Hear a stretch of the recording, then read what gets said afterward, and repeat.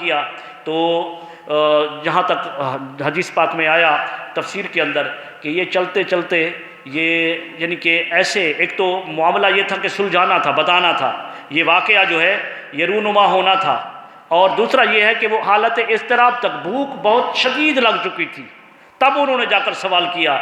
تو حالت اضطراب کے اندر جب ہو تو تب بندہ سوال کر سکتا ہے۔ تو فرمایا کہ فن طلقا، وہ دونوں چلے، حتیٰ اذا اتیا اہل قریہ، یہاں تک کہ وہ بستی میں پہنچ گئے، اور انہوں نے استطعما اہلہا، اور انہوں نے بستی والوں سے کھانا طلب کیا، فابوا ان یضیفوہما، انہوں نے ان دونوں کی مہمان نوازی سے انکار کر دیا۔ بستی والوں سے کھانا طلب کیا، اور انہوں نے، اب صاف ظاہر ہے وہ بستی والے پوری بستی سے تو ایک ایک گھر میں نہیں گئے ہوں گے، اب یہ ہوتا ہے معاملہ، یہ معاملہ ہوتا ہے کہ وہ کہتے ہیں نا کہ ایک مچھلی گندی اور سارا تالاب گندا، اب یہاں بستی پوری کا نام آ گیا۔ یہی وجہ تھی حضور کے پاس یہ آئے تھے جب اسلام قبول کیا تھا، معاملہ تو تھا موسیٰ علیہ السلام کے نبوت کے وقت کا، لیکن جس وقت انطاکیہ کے لوگ، یہ بستی انطاکیہ تھی، جس وقت یہ مسلمان ہو گئے تھے، اللہ کا کلام موسیٰ علیہ السلام کا یہ واقعات حضور علیہ السلام پر نازل ہوئے، تو یہ انطاکیہ کے لوگ حضور کی بارگاہ میں آئے تھے، یا رسول اللہ ہم تو آپ پر ایمان لے آئے ہیں، آپ کے پر جو قرآن نازل ہو رہا ہے اس قرآن کے اندر ہماری بستی کی ایک ایسی بات آئی ہے جس میں ہماری بدنامی ہے، اس بستی والوں کی بدنامی ہے، وہ یہ کہ موسیٰ علیہ السلام، خضر علیہ السلام آئے تھے، انہوں نے بستی والوں سے کھانا طلب کیا تھا اور انہوں نے کھانا دینے سے انکار کر دیا تھا۔ یا رسول اللہ اب تو ہم ایمان لے آئے، کرم فرمائیں یہ جو فآبوا ہے نا، فآبوا، آپ با کی جو نیچے نقطہ ہے اس کو اٹھا کر اوپر لگا دیں اور ایک نقطہ اپنی طرف سے لگا دیں تو یہ ہو جائے گا فآتوا، فآبوا کی جگہ کیا ہو جائے گا؟ فآتوا، تو معنی یہ ہو جائے گا کہ وہ دو آئے تھے، کھانا طلب کیا تھا اور بستی والوں نے کھانا کھلا دیا تھا۔ یہ قرآن مجید ہے، یہ زبر زیر پیش سے بہت سا معنی فرق ہو جاتا ہے، زبر زیر پیش نقطوں سے، تو فآبوا کی جگہ پر فآتوا ہو جائے گا۔ تو آپ ایسا کریں، حضور صلی اللہ علیہ وسلم نے کیا جواب دیا؟ وہ لوگ ان کو سوچنا چاہیے جو کہتے ہیں قرآن 40 پارے کا تھا، 10 پارے تو ابو بکر صدیق کی بکری کھا گئی، معاذ اللہ ثم معاذ اللہ۔ ارے یہ قرآن جتنا ہے ایسا تھا اور ایسا رہے گا، کیونکہ اس کے ضمانت، اس کی ذمہ داری حفاظت کی خود رب کائنات نے لی ہے، اللہ تبارک و تعالیٰ نے اس کی ذمہ داری لی ہے۔ سابقہ کتابیں تھیں، اللہ تبارک و تعالیٰ کی حفاظت کا ذمہ تھا، آج وہ کتابیں اپنی اصلی شکل سے ہٹ گئیں، تورات زبور انجیل آج ہے لیکن وہ اصلی حالت کے اندر موجود نہیں ہے، اور کوئی بد باطن اس قرآن مجید کو اگر وہ یہ سوچے کہ سب قرآن مجید کے نسخے جلا کر ختم کر دوں گا تو یہ بھی اس کا باطن خبث ہے۔ اللہ تبارک و تعالیٰ نے اس کتاب کو مومنوں کے دلوں کے اندر محفوظ کر دیا ہے، اور اگر کوئی کہے کہ اس کا معنی تبدیل کر کے وہ اندھے بھینگے کانے وہ غلام احمد قادیانی کے لیے ان کو مختص کر دیں گے تو یہ بھی اس کی خام خیالی ہے۔ قرآن مجید کا زیر زبر پیش جس قدر اس وقت محفوظ تھا اسی طرح آج محفوظ ہے اور اسی طرح قیامت تک محفوظ رہے گا، اس کا ذمہ اللہ تبارک و تعالیٰ نے خود لیا ہے۔ تو حضور علیہ السلام نے فرمایا کہ اے میرے غلاموں سنو، میں اس پر مجاز نہیں ہوں کہ میں اس کے زبر زیر پیش کے اندر کوئی تبدیلی کر سکوں، یہ رب کائنات کا کلام ہے، جیسا رب کائنات نے اتارا ہے میں اس میں کوئی تحریف نہیں کر سکتا، کوئی اس میں تبدیلی نہیں کر سکتا۔ اور میں بتا یہ رہا تھا کہ بستی والوں نے انکار کیا، جب بستی والوں نے انکار کیا تو کیا ہو جانا چاہیے تھا؟ ہم اگر سوال کریں تو کیا ہوتا ہے؟ پھر غصہ ہو جاتا ہے، غصہ آتا ہے نا، بھی سوال پورا نہیں کیا، سوال ایسا نہیں ہے، بلکہ کیا کیا؟ ان دو ہستیوں نے یہ کام کیا کہ وہ وہاں سے انہوں نے کھانا نہیں دیا اور آگے گئے تو ایک دیوار گر رہی تھی، یعنی گرنے سے مقصد یہ ہے کہ بالکل ایسا تھا کہ چند دنوں میں گر جائے گی۔ اب حضرت خضر علیہ السلام نے فرمایا، حضرت موسیٰ علیہ السلام سے فرمایا کہ ایسا کرتے ہیں یہ دیوار کو درست کرتے ہیں۔ اب جا کر انہوں نے دیوار کو درست کرنا شروع کر دیا۔ وہ اس بستی کے اندر جنہوں نے کھانا دینے سے انکار کیا تھا، یہ دونوں ہستیاں جو ہیں ان کی دیواریں سیدھی کر رہے ہیں. جب دیواریں سیدھی کر چکے تو پھر وہ باہر شریعت پھر بھی خاموش نہ رہ سکا. جس نے وعدہ کیا تھا کہ اب میں سوال نہیں کروں گا، یہ میرا آخری عذر ہے، اب سوال نہیں کروں گا، تو رب کائنات نے فرمایا کہ انہوں نے مہمان نوازی سے انکار کیا. فوجدا، پس دونوں نے پایا، فیہا، اس بستی کے اندر، جداراً، ایک دیوار کو، یرید ان ینقض فاقامہ، اور قریب تھی کہ وہ گر جاتی، گرنے کے قریب تھی. فاقامہ، پس اس نے اس کو درست کر دیا. ان دونوں نے ان کو درست کیا، ان دیوار کو درست کیا. اب دیوار جب درست کی تو اس کے بعد جو ہے قال لو شئت لاتخذت علیہ اجرا. اب اس پر موسیٰ علیہ السلام نے پھر اعتراض کر دیا. موسیٰ علیہ السلام نے اعتراض کیا کہ لو شئت، اگر تو چاہتا، یعنی خضر علیہ السلام سے فرمایا لو شئت، اگر تو چاہتا، لاتخذت علیہ اجرا، تو اس پر اجرت لے سکتا تھا. یہ دیوار جو بنائی اور اس پر اجرت لے سکتا تھا. حدیث پاک میں آیا کہ موسیٰ علیہ السلام نے فرمایا یہ اجرت لے کر ہم بھوک سے نڈال ہیں، اور ہم یہ اجرت پیسے لے کر ان سے دیوار ان کی درست کرنے پر ہم جو ہے باہر جا کر اس اجرت کا، اس پیسے کا جو ہے وہاں جا کر کھانا خرید لیتے ہیں. انہوں نے تو مہمان نوازی نہیں کی، کھانا نہیں دیا، تو ہم باہر جا کر کھانا خرید لیتے. اب اس کے بعد جو ہے چونکہ وہ عذر پورا ہو چکا تھا، قالا، تو حضرت خضر علیہ السلام نے فرمایا ھذا فراق بینی و بینک، اور یہ فراق ہے، یہ جدائی ہے میرے اور تمہارے درمیان. اب تیرے اور میرے درمیان جدائی ہے. سأنبئک، ان قریب، یعنی قریب ابھی، یقیناً.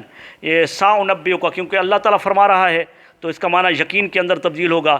یقیناً میں تمہیں متنبع کروں گا، یقیناً میں تمہیں بتاؤں گا، بتاویل ما لم تستطع علیہ صبرا، وہ باتیں جن پر تو نے صبر نہیں کیا. پہلی بات یہ تھی کہ میں نے کشتی کو توڑا، اس پر تو نے صبر نہیں کیا. دوسری بات یہ تھی کہ میں نے بچے کو قتل کیا، اس پر صبر نہیں کیا. تیسری بات یہ تھی کہ میں نے دیوار کو بنایا اور تو نے اس پر صبر نہیں کیا. اب میں متنبع تمہیں کرتا ہوں، خبردار کرتا ہوں کہ ان کی تعویل کیا ہے، یہ کام میں نے کیوں کیے ہیں. تو رب کائنات نے فرمایا کہ اس نے جواب بتایا. خضر علیہ السلام نے فرمایا اما السفینۃ، پس وہ جو کشتی تھی، فکانت لمساکین یعملون فی البحر، تو وہ کشتی مساکین کی تھی، غریب لوگ تھے. مساکین، غریب لوگ، کام کرنے والے، جو کشتی پر کام کرنے والے ملاح تھے، وہ کوئی مالدار نہیں تھے، مسکین تھے، غریب تھے. اور یعملون فی البحر، وہ اس سمندر کے اندر وہ کام کرتے ہیں، اسی کشتی چلانے کا. فاردت ان اعیبھا، میں نے ارادہ کیا کہ اس کو عیب دار کر دوں، میں نے ارادہ کیا کہ اس کو عیب لگا دوں. کیوں لگا دوں، عیب کیوں کروں، اس میں پھٹا کیوں کھیڑ دیا، اس میں سوراخ کیوں کر دیا. کان وراءہم ملک، اس لیے کہ ان کے پیچھے ایک بادشاہ ہے.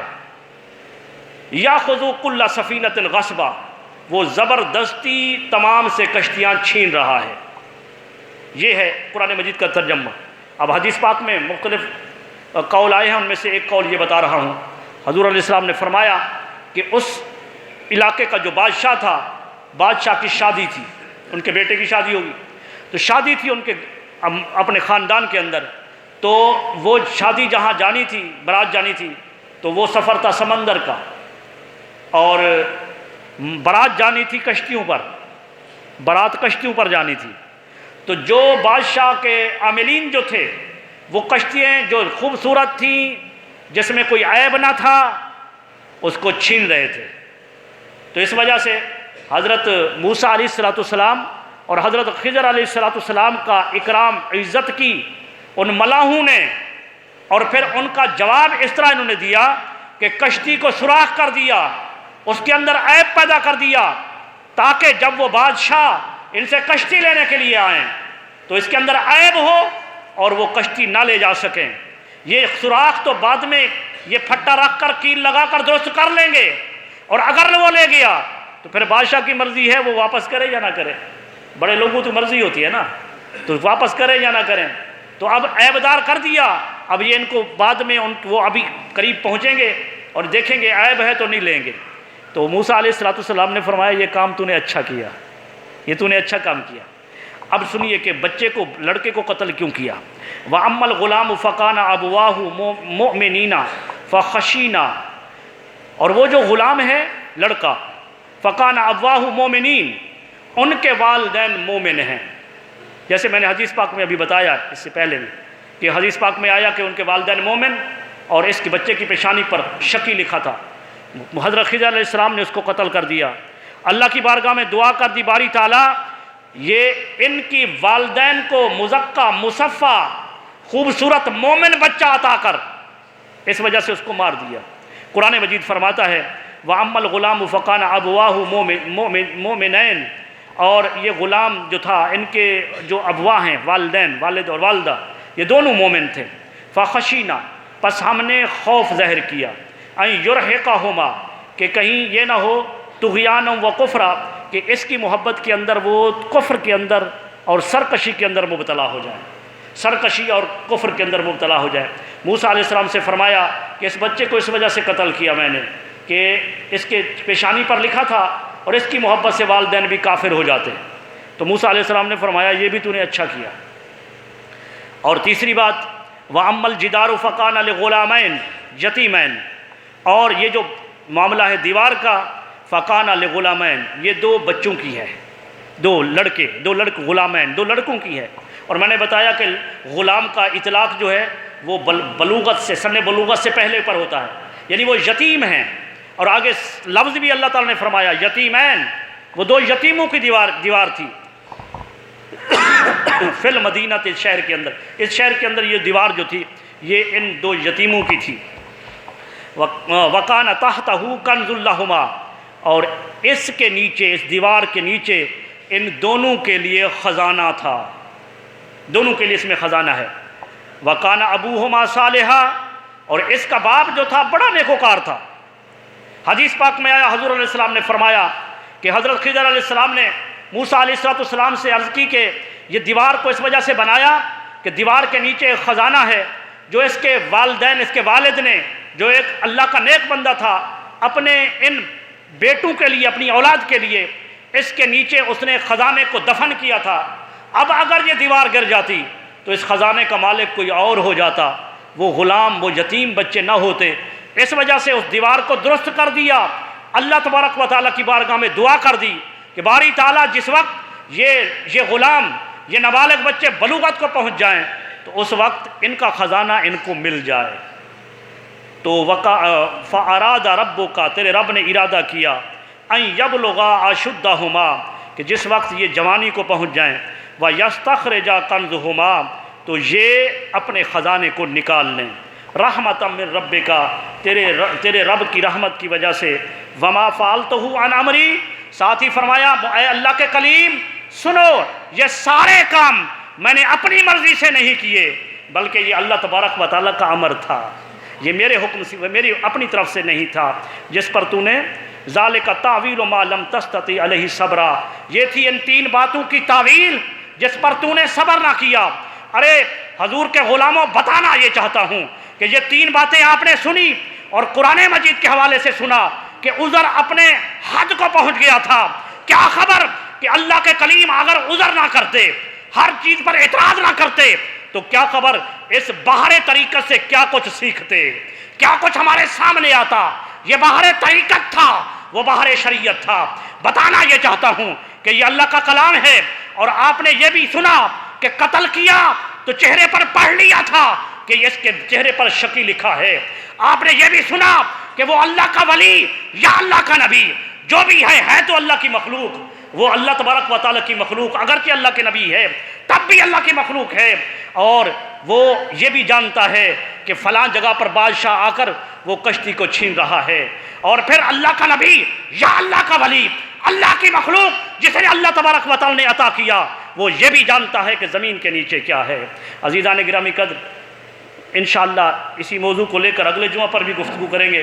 میں انہی پر اکتفا کرتا ہوں۔ وما علینا الا البلاغ۔